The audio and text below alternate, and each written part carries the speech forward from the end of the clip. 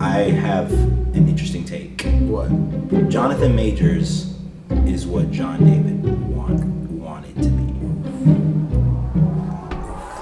That's kind of starting. Welcome to Nextuptv. We are young and up-and-coming artists in the film industry. If you want to know more about the entertainment industry, filmmaking, and pop culture, And if you like skits, then this is definitely the place for you. Bow! What it do, YouTube? It's your boy Simon the Film Man. We're doing the Next Up podcast. As always, I'm joined by my co-host, Ezra, the actor. You already know what it is. And again, we got a special part 2 with the boy Seth Money Williams. Yes, sir. Yes, sir. Yes, sir. All right, let's get into it. Okay, before we get into it, let's talk about the physique change. Right? Because if you look at this man from Black Man in San Francisco to Creed, you're going to notice that change, No, boy. but that's You're serious. going to notice that change. Because I was about to say, the first thing that I actually saw Jonathan Majors in was Defy Bloods. Right? That was one of the last movies that Chadwick Boseman was in. Rest in peace. I think it was the first movie that you saw where he was actually really skinny. Right, and so that was when everybody was kind of questioning, what's going on with Chadwick, right? Because everybody knew he was still Black Panther, right? And so that picture of him he was really gone. He was really frail. Yeah, you know what I mean. People were trying to think like, oh wait, did he like slim down for the role? But I'm like, no, he wouldn't do that. Not for a soldier. Not for a soldier. It doesn't make any sense. Exactly, right? Even for the time. Yeah. So, but Jonathan Majors was in that movie, and at that point, he was kind of a little chunkier. Yeah. Jonathan Majors was a little chunkier. He wasn't like necessarily fat, but he was just a little chunkier, just a little more fat, right? I would definitely wasn't chiseled. Yeah, you know what I mean? Like he was like, I would give or take 25% body fat. Hey Jonathan, if you listen to this, you a chunky motherfucker. Let's say he was Simon back then, and then now he's me. I was just playing. I gotta flex on these motherfuckers now. See, now I gotta say it like this. Now I gotta do the rest of the podcast. Now I can only hope to hit the level that he hit for Creed 3. To be honest, and they a lot of people that guy to do that, man. All right, I was about to say, do you guys think he's natural? Question mark. I do. Simply because I saw a YouTube video, it was talking about men's health, and they were talking about everything that he had to do to get to that level, and like the weights he was lifting and everything like that. And I do believe it was natural. Now you never know. Like we were talking about this earlier, in this industry, you really never know. But I think it was natural. I think he might be doing a little bit of stuff. Now, I'm not like discounting him, because think of it like this: like he's working out, but then also he's doing movie roles. Which means he's on set 12 hours a day. Facts. You really think that you can keep up that physique? Now keep in mind with that sleep schedule and that eating pattern. I don't, and especially that he's been doing back movies. That's true. But keep in mind that those movies were like he was shooting this way before. Oh yeah, he's shooting before, but still, like that means for like a 6-month period. He's like up every day, 12 hours, just going back, learning lines, doing all this mental stuff, but then also still working out, keeping that. I think that he had some help, and I'm not knocking him for that, but I'm just saying I think he's had some help. Interesting. I wanted to get y'all takes on it because obviously you look at the trailer, you look at some of the behind the scenes pictures. Dude looks fucking like literally a Greek god. Like it's literally like I'm kind of pissed. Like, but wait, can we talk about the trailer? Can we talk about that trailer? The trailer for Creed 3. Okay, I've not seen the trailer. Now, also another thing before we get into it. So Sylvester Stallone is not in this movie, right? And which is interesting because did his character die or something? No. He's just not in it. Oh. He's just like, I'm good. Right, which is interesting because I was looking at some articles or whatever about Sylvester Stallone. Supposedly, Michael B. Jordan had came to him about being in it, and then Sylvester Stallone had turned it down. But then later on was like, oh well, I kind of regret turning it down because I don't know what they're gonna end up doing with it. And Creed is built off of the foundation of what Rocky is. It's the sequel to those movies. Simon acting like he's watched it. I'm saying I know the basis. I know the movie history. I'm like Simon, you haven't watched. I'm sorry. Say like I was about to say Hold on, I'm not LeBron over here, all right? Yeah. I'm so sorry. I broke. I was trying to hold it in. I was trying so hard. But like, I get it though. Like, I understand. I'm sorry. like, okay, I understand that like Creed 1 is based off that. I've seen the trailer for that, but like Creed 3, I've seen the trailer. Okay, Simon, bro, you're gonna need to watch the Rocky movies, at least the first one, and then the Creed movies before you watch the Creed. The second one, watch the second Rocky movie. The second Rocky? Yeah, you gotta watch the first one. Yeah, 1 and 2. I watched those guys. Yeah.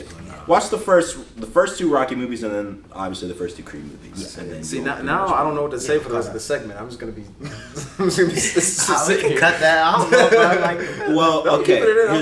Here's my thing. So like, since Sylvester Stallone is not going to be in it, that coach aspect is not going to be there. It's gone, bro. Right? You know what I mean? He's going to be doing this by himself. Exactly. Off the muscle, bro. You know what I mean? So it's like, and it's interesting because the way that they build it up. Obviously, I personally feel like since Rocky isn't in it, you could just watch this movie on your own and kind of get a basis of it because you miss out on that element. So it's just a story It's a boy trying to get redemption and a boy trying not to lose what he's found. Right. Yeah. You know what I mean? Yeah, that's it. As someone coming into it, I suppose that'd be a great start.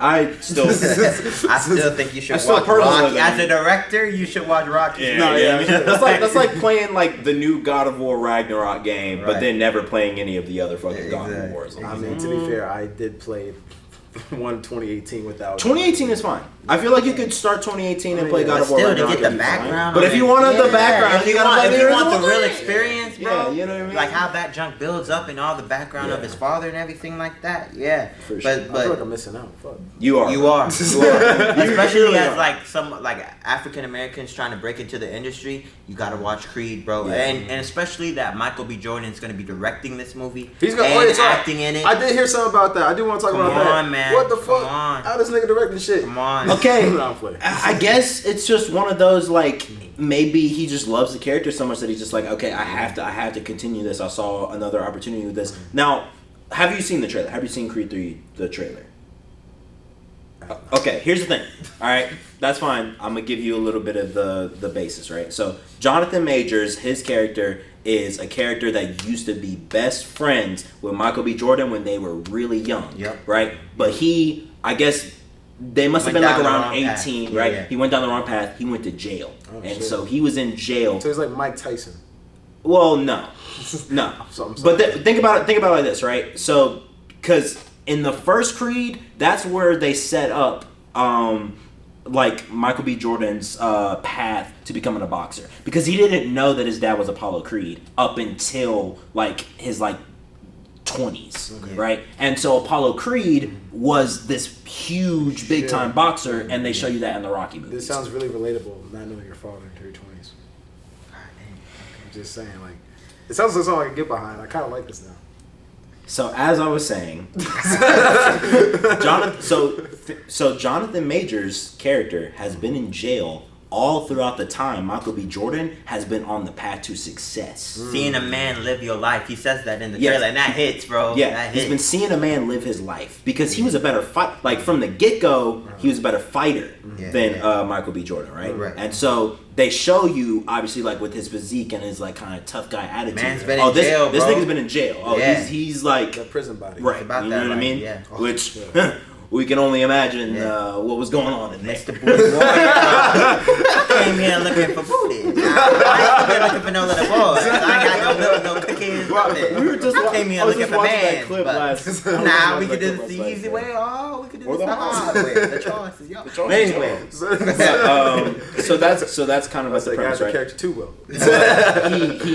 He gets out of jail, right, and then he pulls up on Michael B. Jordan. Michael B. Jordan's like, "Hey, bro, do I like know you or something?" Because Johnathan Majors is like, "Hey, bro, can I get an autograph or whatever?" Like kind of hanging playing out by the whole his car, like playing it low key. Yeah, you know what I mean. But then he like lets him know, like, "Oh, bro, like you don't even recognize me. It's me." Yeah. And then Michael B. Jordan notices, and he's like, "Oh, bro, like it's you. Hey, like, bro, we used to be best friends. Dude, come fight for me. Come to my gym. Come to my, you know what I'm saying, right?" And beats up on dude. Almost kills the guy. Wait, Michael B. Jordan? No, Johnathan Majors. So Michael B. Jordan invites him to his gym, right? And then I don't know how much you know of like boxing gyms and stuff like that, but they'll get like sparring sessions or whatever, right? And so Johnathan Majors gets in the sparring sessions with one of Michael B. Jordan's fighters. We assume he's to the point where it's like he just owns his own gym and stuff like that, right? Yeah. So he's sparring one of his fighters. Johnathan Majors almost kills this guy in the sparring. And with that physique, I can believe it. Right. So he almost kills the guy. They're like, "Oh, bro, like what the fuck are you doing? Hey, bro, chill out." And so Johnathan Majors, that's when we see the flip. That's when we see this is who this guy really is. And now Johnathan Majors is out for blood. He's like, "Hey, bro, you've been out here living my fucking life. I've been trying to And then now he's getting into the fighting. He's beating these people in the fights. Then it's leading up to the big fight between. Yeah, he starts to climb the ranks. I see. That's pretty cool. I like that. That's a cool story. I'm gonna watch that movie. Yeah. Now, so, yeah. But back to like Johnathan Majors as like an individual, because I don't know I can't speak on that. But you can speak on him as an individual because you met him before. Look, you don't gotta pick apart my sentences. I actually want Johnathan Majors to win. I sympathize with this character. I know he's not gonna win. Yeah. I'll be very surprised if they actually do. They probably won't. But I want his character to win. Because him winning would probably be him killing him or something like that. Or it won't be killing, but like a knockout, and then Johnathan Majors wins. Because it's literally rags to riches. That would be awesome. It's literally rags to riches. And like I'm in that mode in my life where like I like seeing the villain win because it more represents life. That. Well, let me ask you this: Do you think Michael B. Jordan's gonna win the fight? All right, we back. So back to here's my thing, right? My reasoning as to why I personally think Michael B. Jordan will lose in this one is because they did it with the first two Creeds, right? And I think this one is more so a mental battle than those other two movies, right? Wait, hold on. Why does that say 0%? Because the one battery is dead. Oh, okay. Cool. When this dies, it'll freeze. Okay. Cool. But they already did it in the first two, right? Where it leads up to this big battle at the end, and then Michael B wins, right? He gets fucking knocked down, and he gets this fucking flashback or some shit, and then you get the anime moment, right? And then he picks himself up, and then all of a sudden he's beating the guy, even though realistically it doesn't really make any fucking sense because he just got knocked down. Yeah. I'm giving you context. I am giving you context, right? But I don't think that that's going to happen in this one. Because, I hope not. Because I don't think... if anything, I feel like Johnathan Majors beating Michael B. Jordan will wake up Johnathan Majors. Like, bro, what am I doing? This is my best friend. You know what I'm saying? This was somebody who like, you know what I'm saying, right? And then I feel like after that win, he's gonna have that moment, and then you're gonna have some type of moment where he comes and like goes to Michael B. Jordan's house or something, and then they have a talk or some shit, right? It's gonna end on like some sentimental shit. That's what I feel like is gonna happen. Obviously, that's what should happen. That's what should happen. That's what should happen. I don't think that's what's because I personally feel like this movie is supposed to be the redemption arc of Johnathan Majors' character, even though this is the first movie he's been in, right? Yeah, but I personally feel like I don't know. I personally feel like movies nowadays, like, so big box office, and if you have something that's franchisable, they're gonna want to extend it as long as possible. Yeah, you don't. For that reason, I want to see Johnathan Majors' character win completely. Kind of like I can't compare it to the old Rocky movies, but I'm pretty sure it happens in there too. Right, the bad guy wins, and the next movie is him the main character picking up his bags and like getting back into it and then facing him. I think it's a perfect setup, like from a business level, because the audience is already attached to it. They're custom. You can fully do that with a fully length. And you're talking like if they were going to make a Creed 4. Yeah, right. Yeah. Similar with the 4 Rocky movies. Yeah, which I mean, it would make sense, wouldn't it? I guess that would make sense. I don't know if I necessarily like if they did do a sequel to this one.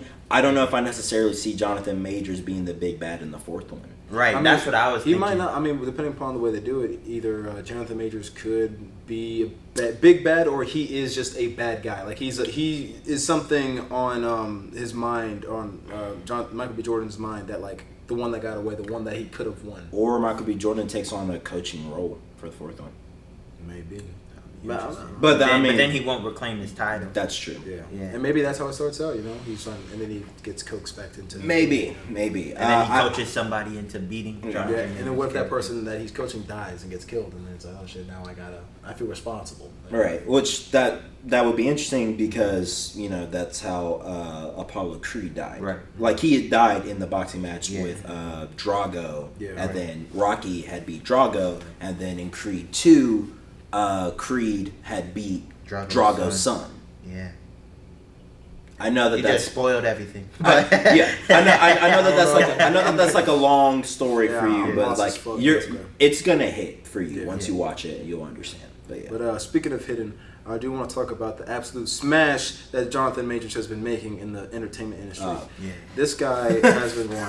I'm like, it's his world, bro. It's his world right now. I swear, we were talking about this, like we were literally in the theaters for Black Panther. What? Trailer after trailer after trailer after trailer. It's all Johnathan. He's got Hollywood by the fucking neck. Guys, I swear to God. Bro. I have an interesting take. What? On Johnathan Majors' career? Yes. Okay. Johnathan Majors is what John David wanted to be. Oh God, that's kind of starting off. That's kind of crazy. I need to see the timeline. I want to talk about the timeline. I want to talk about Washington because. Well, first let's talk about Johnathan Majors. Yeah, we'll talk about John David because I saw that man in the piano lesson.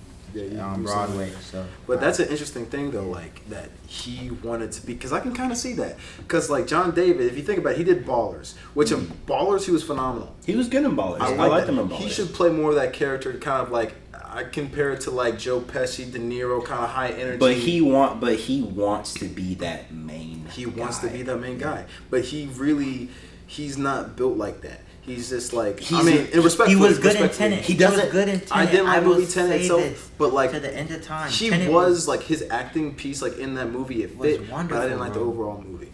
Yeah, but I will say Johnathan Majors. He came out of UNCSA, for those who don't know, which is the school that we're actually at right now. So big shout out. I hope to work with Johnathan Majors one day. I hope to meet this man one day. I'm going to work beside Johnathan Majors. My bad. I'm going to be directing Johnathan Majors. I should meet him in my 4th year. Really? Like when I'm getting ready to leave, he talks with the actors and everything like that. So shit. I should. But I'm going to meet Johnathan Majors very soon. He could be shooting something, bro. I don't even know. He could be shooting. I'm gonna be working with Johnathan Majors one day, bro. I thought he was gonna be working with me. Yeah, if I'm working with you, if I'm working with you, then I'm working with Johnathan. And if I'm working with you, hey, remember, bro, we're building a team, bro. Exactly. So that's like wherever I go, my team comes with me. And that's the mentality that we need to move forward with. Yeah. And that's why I love Johnathan Majors, because there's a team behind him, and I can I don't know the team, I've never seen them, but I know it's there. Yeah. And my reasoning for that is because I've been working a little bit in the film industry. I've worked a total of 3 jobs now. The first one I did, it was a reality TV series, and I can actually talk about it now. It's called After Happily Ever After, starring fucking Bow Wow, dude. Like, literally, I was like, what the fuck, is that Bow Wow? I was like, on set, Bow Wow was like 8 feet in front of me. I was like, holy shit. Bow. Bow. Like, that's shit. Bow. Like, that's Bow. Like, oh, that's Bow. Wow.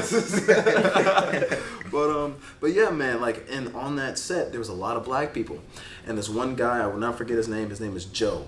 I have him in my contact as Joe Film Set. This man was like the chillest dude ever. I thought this man was like 29. Turns out he was like 45.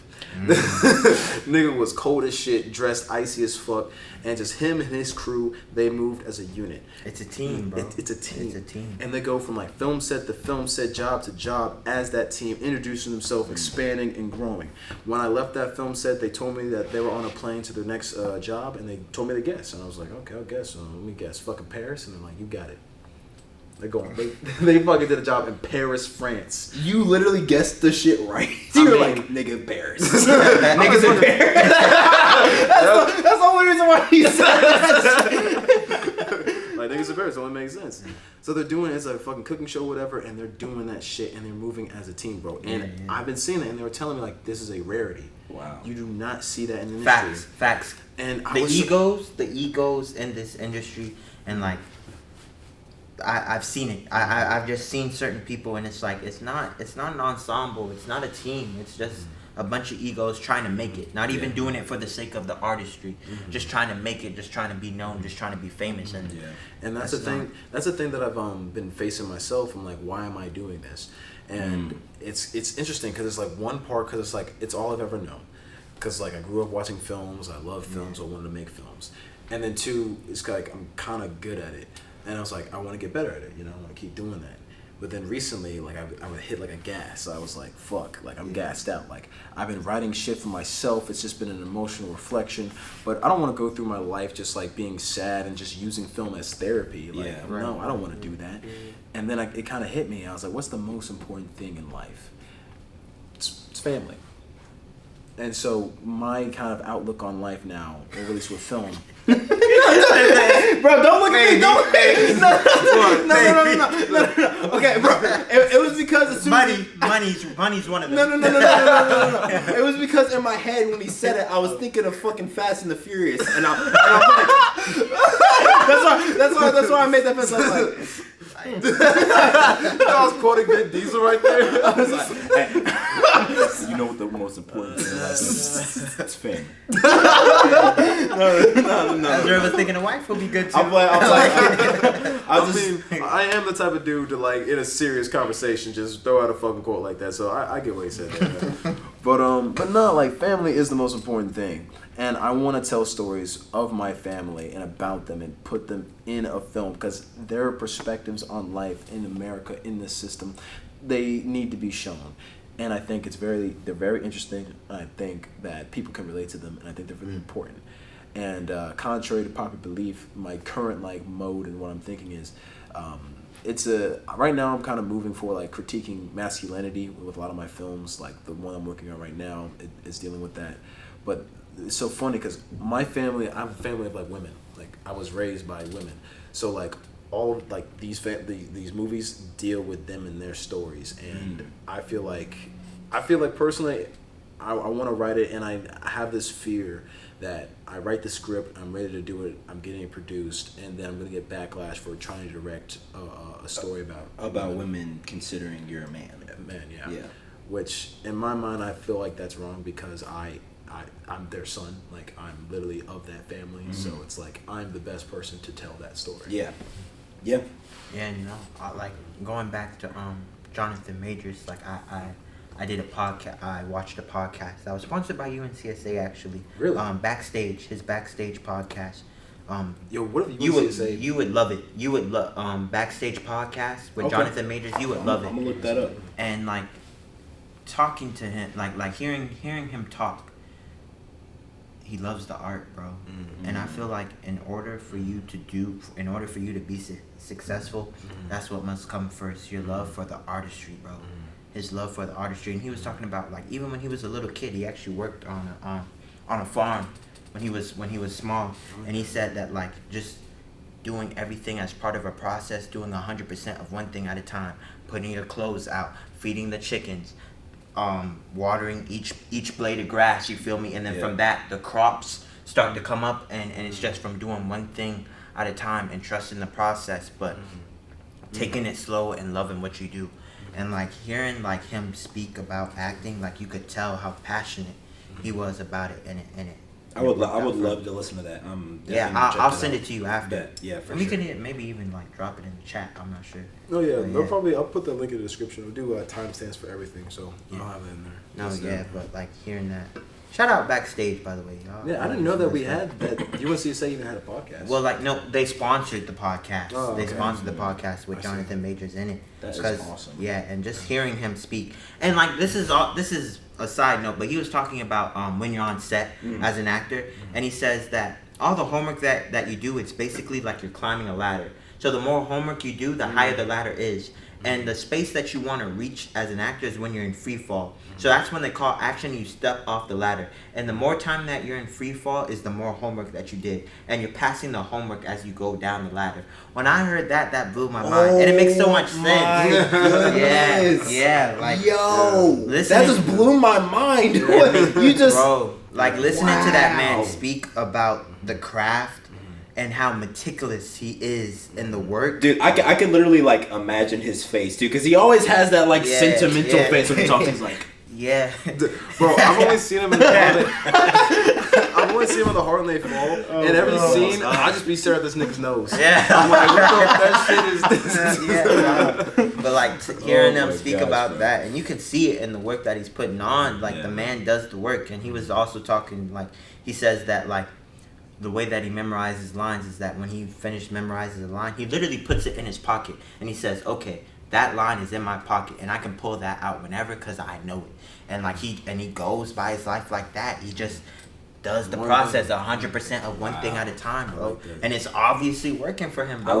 I like that technique. I haven't heard of a technique like that before, but I think that's another reason of why I love acting and I love the art is everybody's own different process. Exactly. You know? I love everybody's different techniques, everybody's different process. Like it's so cool, man. Our acting teacher told me this one time. Shout out Kevin Kittle. He used to teach at Rutgers, but he says there are many keys that unlock the door that is good acting. That's what he said. There are many keys that unlock the door that is good acting. And shout out to him because like that really put things in perspective for me. I feel like relating on the filming on the other side of the camera. Actually, before I even say that, I do agree with the free fall thing because I haven't acted in a lot of stuff, but I did do a play in high school, Christmas Story, and there's one moment. okay, like I'm only laughing so much because I was in this with it. Yeah, for real. He's just like laid it out. Okay, go ahead. So I played the old man. And there was a scene in there where we're at the kitchen and Ralph comes in. He got a bad report card in his grade or something like that. I knew you were going to talk about that. Bro, that is the most memorable moment of that entire fucking play for me, bro. Oh my goodness. Dude. But go ahead. Continue. Sorry. Yeah, there was, no, you're good. Just in that moment, like, I don't know what it was. It was that free-falling feeling. Like, he's like, my wife, forgot the name of her, the character. She asked me, call her the mom. The mom, there we go. The mom, she asked me a question in response to Ralph's poor grades or whatever. And just in that moment, I felt like the man on that ladder just falling. And then all of a sudden, I just fucking reach for my belt and just start undoing it, and I fucking rise up like I'm about to beat him with the fucking belt. Now, the director was looking at that. Right. But here's the thing, right? Crazy. We had 4 days of like performing that show, right? This was the first time that he had ever did this, and this was on our second night of performing. Friday, right? Friday. It would have been different if it was like like he was trying new things out, like because that's what they always tell you to do. They want you to try to do new things before we get to that point. That way, it's just like okay, once you get there, it's just you're into the thick of it, right? Exactly. You know what I mean? And I was never that type of person. I would like, what do I need to do? Let me go ahead and replicate this, like that, because I was so nervous, you know. So I was like, let me just do that. So that's why that moment was so fucking big. Yeah. It was interesting for all of us as actors because as actors, this is the first time we're seeing this too. You know what I mean? Like all the other actors that are on stage at this moment, this is the first time we see this, right? So it leaves it up to us to have to still stay within character, but like now that he has made this new change, we have to adapt to the new change as well. Like the ball is now in your court. Exactly, right? Yeah. So it's so interesting, man. That's why I mean, I could go on for days about all the reasons why I love acting and stuff like that. I mean, obviously, I have always wanted to be more of a film actor, but obviously, most of my experience has been on the stage. I still find appreciation in all of this stuff. I kind of want to act on the stage again. Like, I'm maybe not on a UNCSA stage because y'all be different, but like just in terms of like just doing something fun, like I don't need all that pressure. Like let me just do something fun, you know? It's crazy, bro. It's crazy. Yeah. But what else? I was gonna say another thing that he said in the podcast, but reading, bro. Reading, like audiobooks and all that kind of stuff. Reading and creating a point of view on things. That's something that's very... And I agree with that because I've been reading recently, which is actually funny. Because I always joke that I don't read, which is true, I don't read. Yeah, because you're illiterate. I am very illiterate. But I've been making a change, and I've been reading this book. It's called like something man-child, something in the city. And it's really interesting because it's an autobiography in the first person by this guy who was like an ex-gang member in the streets of Harlem from like the 30s, late 20s, early 30s to like the fucking like 50s and shit. Like this shit is a crazy story. Like I'm only on like page 10. I read the back. This is a crazy book of stories. This shit has me locked in from the get-go. But I'm only on page 5 because I can't read. I thought Jose was gonna give us like a college level P2, and then he just says he's on page 10. Like I need like a translator. She's out of town right now. He said, most of the information I got, I actually had to look it up. Somebody had to read it to me. But I can't read. But the parts that I could read, it was really fascinating. And but it is, but just on like the reading level, when you're actually like reading something, it's fascinating because you have your own camera in your own mind, and you're actually just like in it, and you're creating it, and building that muscle and strengthening up is really important. And then too, just on a personal note, my family is from New York in that time. I'm sorry. I was thinking of the page 10. I keep thinking of the page 10, bro. I can't, bro. It's so I can't, funny. bro. So, let's go to page 11 now. But no, I really am on page 10. Like, Can you read page 11? That's the question. That's why I stopped. I saw a big word. I'm sorry, bro. I'm sorry. That cracked me up. Actually, one of the pages was the back of the book. That's how he knows so much. Oh my gosh, that's funny, bro. But yeah, on like a personal level, my family, who is very literate, they're all nurses. So it's actually kind of ironic because they can't write to save their life. Like, they write some shit, you're like, what the fuck is this? But they're all from New York during that time. And what's so funny is they're very proud of like their position, their class, because growing up being black in New York was something. It's different, bro. It's different. Like my grandmother grew up with racism, objectively, like people's like spitting at her, talking to her, all this shit, like signs. She saw all that. And so her growing up on the other side, because this is in Harlem, this is in the ghettos, and my family, they grew up in Queens, New York, which is not, they didn't grow up on the ghetto side, they grew up on the nice side. Like, not nice like, oh, we live in nice, but like... It's just nicer side. Nicer. Right? It wouldn't be considered... The lesser of two evils. Lesser of two evils, yeah. It wouldn't be considered a ghetto. And it's just so fascinating that contrast of how my grandmother describes New York versus how this guy describes New York. Okay. That's interesting, man. Well, I hope that you end up finishing the book. I do too. Let me know. Let me know what you end up thinking about it. Where were we right before this? Weren't we talking about like Johnathan Majors? Yeah. Okay. We were talking about him reading and how it's important. Yeah, like just having a point of view on everything and work, bro. Work ethic, bro. Work ethic. Like, it's crazy to see like somebody who's like followed your. Now, granted, he did go to Yale. After he left UNCSA, he did go to Yale, and Lupita also went to Yale. Interesting. And Terrell Avon McCraney, who was an alumni of the high school I went to, New World, is teaching at Yale now for playwriting. So like stuff at Yale is popping off at Yale. It's popping off. Well, Simon, if you want to transfer, bro, I guess Yale is the place to go for you. But but like seeing somebody that kind of like was where you are now, and like your artistry and in your thinking, you know. And he was talking about like the sense of like when he was young, he was very impatient, even growing up on the farm, and like his father had to constantly tell him like one thing at a time. His father, his grandfather, had to tell him like one thing at a time. But like he said that even now, like he still deals with that impatience as like a little boy. Even like and to put things in perspective, somebody who's on top of the world right now in Marvel, in Creed, doing all this stuff, A24 movies, Aviator, is that the name of the movie?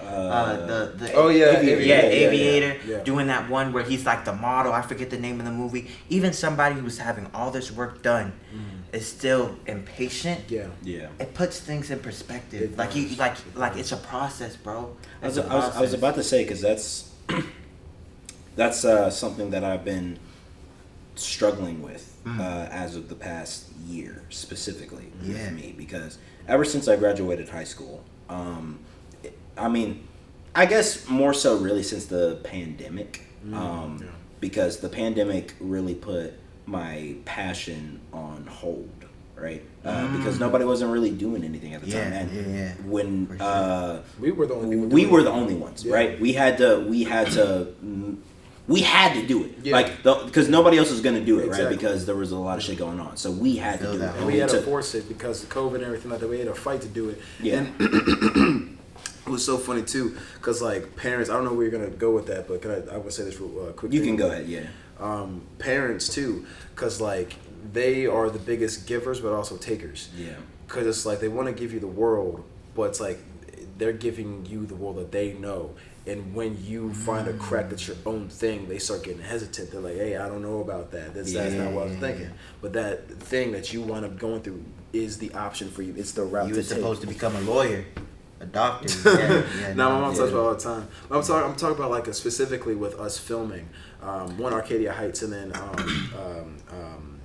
An Ode to Outlaw. Let's talk about An Ode to Life, really. An Ode to Life as well, but because originally I wrote that for you. That's true. Yeah, but you couldn't do it, and you played the bad guy. Yeah. Yeah, and also An Ode to Life too. That's a whole other thing. I should just release the full version. Just had the balls to do that. But I mean, we went through a lot of change at the time. But as I was saying before, like it put my passion on a hold, and there were a lot of things that I was aspiring to do before I had graduated, or once I did graduated, I had a different place in mind for me. You know what I mean? Like, oh, I'm going to be here by this point. Because in my life, at that point, everywhere that I wanted to be, I had made sure that I got to that point. And, well, obviously with the help of my parents, right? Before I went to middle school, I had never acted in anything before. And so I made it to a point, hey, Mom, I think I really want to do this. Because I always wanted to be an actor, but I didn't have the opportunity until I was in 6th grade. Mm-hmm. Then I got to be in a show. Then I got to go to a performing arts middle school. That's what I did. And I knew, I'm going to a performing arts high school. Mm-hmm. And so Weaver was at that point, was the best one, right? Mm-hmm. So I knew this is where I wanted to go. I had to make sure that I was going to get there, right? Mm-hmm. And that's what I did.